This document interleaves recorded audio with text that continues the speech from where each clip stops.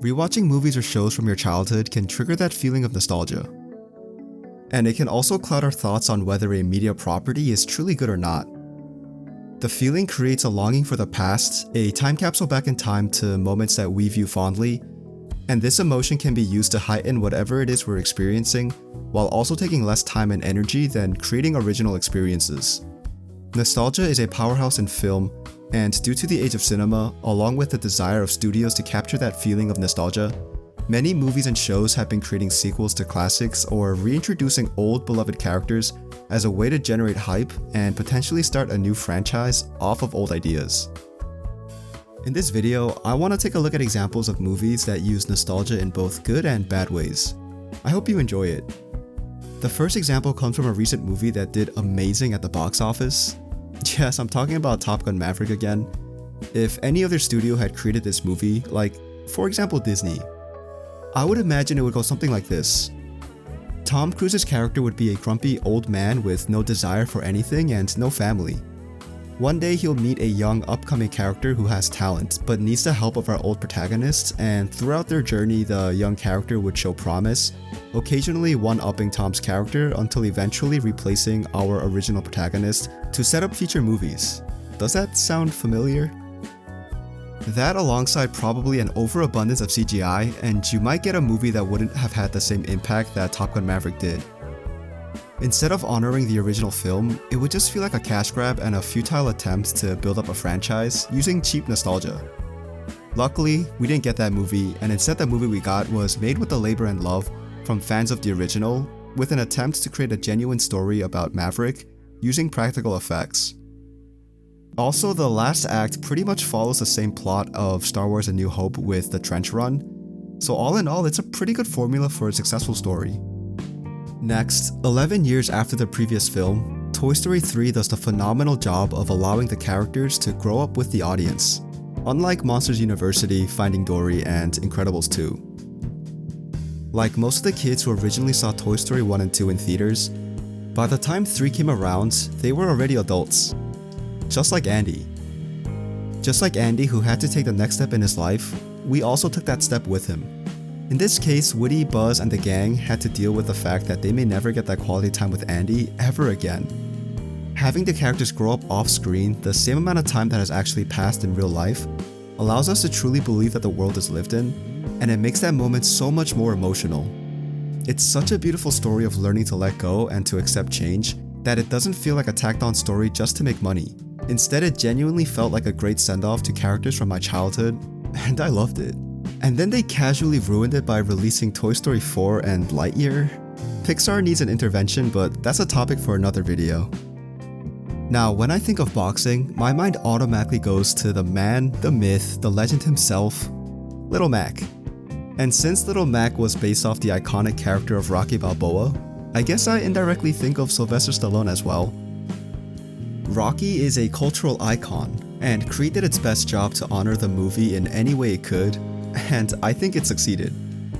Instead of bringing in Rocky to have one last ride in a boxing match, they flipped the story around, and you have Apollo Creed's illegitimate son wanting to make a name for himself and make it big in the boxing world, with some help from his late dad's rival and friend Rocky Balboa, is a storyline that could so easily fail without honoring the legacy of the originals, but they were able to overcome the odds.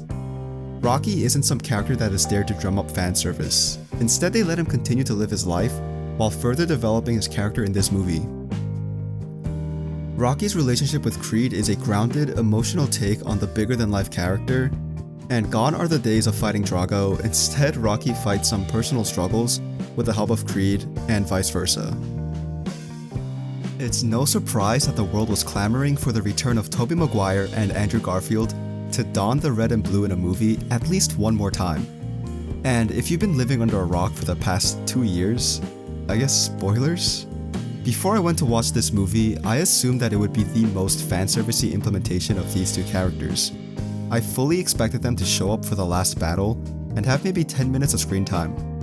I didn't for the life of me expect to get introduced to my old loves near the middle of the story and have them not only be present for the remainder of the movie, but also have a plethora of scenes together and actually be important to the overall story.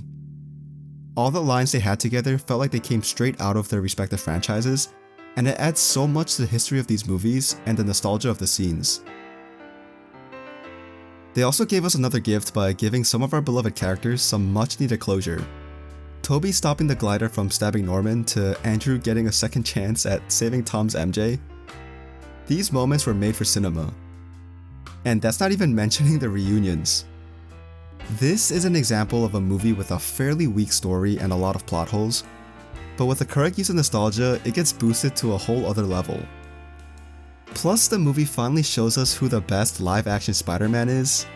Well, I guess it isn't a competition, they're all great Spider-Men in their own right. Nah, the correct answer is Andrew Garfield's, obviously. Let me ask you a question. What's a good way to ruin a beloved franchise and a cultural icon all in one fell swoop? Release Indiana Jones and the Kingdom of the Crystal Skull. Let me ask you another question. What's a good way to ruin a beloved franchise and a cultural icon and make the previous failed film look like a masterpiece in comparison? Release Dial of Destiny. Obviously, the movie is still out at time of recording, and you can make your own opinions after watching it, so I'll keep this portion short and free of spoilers. But these two movies are the wrong way to bring back a beloved character in my opinion. They removed the characteristics that made our hero who he was, and continued to ruin the development set in prior films. With a weak script and overuse of CGI, and a character that doesn't resemble the original, these two attempts at sequels were doomed for failure. Indy didn't feel like Indy, and at that point, what's the point of making another film? But I have to give props to Harrison Ford for sticking with the character of Indy after all these years. That shows true dedication. Another actor who has incredible dedication to his craft, to the point that he participated in the NBA for 20 seasons just to prepare for the role in Space Jam: A New Legacy, is LeBron James. Alright, all kidding aside, LeBron James is a top 2 player in the history of basketball, and depending on who you ask, he can either go 1 or 2, switching with Michael Jordan. I personally see him and MJ as the 1A and 1B of GOATs, as it's quite impossible to compare eras and the teams of the two, but both players were the best in their generation by far, and have done so much for the legacy of basketball. Wait, what am I saying? This isn't a sports channel. But unlike how LeBron James can carry a team of, well, these guys to the NBA Finals, LeBron James is unable to carry this film to the finals in Hollywood. Whatever that is, I guess the Oscars? He's also quite funny as an actor, as seen in the movie Trainwreck, but ultimately what should have been a wacky adventure of the Looney Tunes and LeBron James challenging wacky villains in a game of basketball ends up being an immature attempt to flex the different properties that Warner Bros. Owns. It's nothing more than fan service, and not a good attempt at that. They didn't even get the actors that play these iconic characters. For example, Agent Smith isn't played by Hugo Weaving in this movie.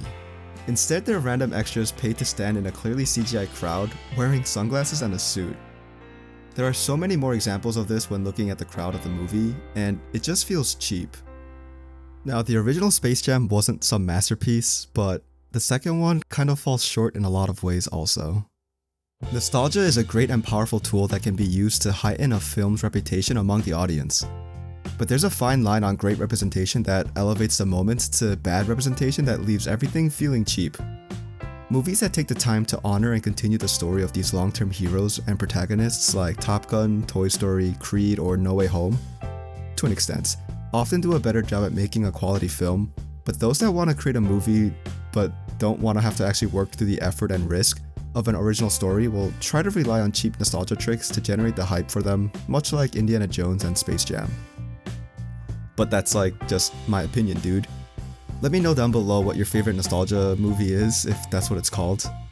But yeah, once again, please like, comment, and subscribe to my channel. I plan on making more videos in the future, so please click that bell too, so you can be notified of future videos. Thank you so much for watching, and I hope you have a great rest of your day.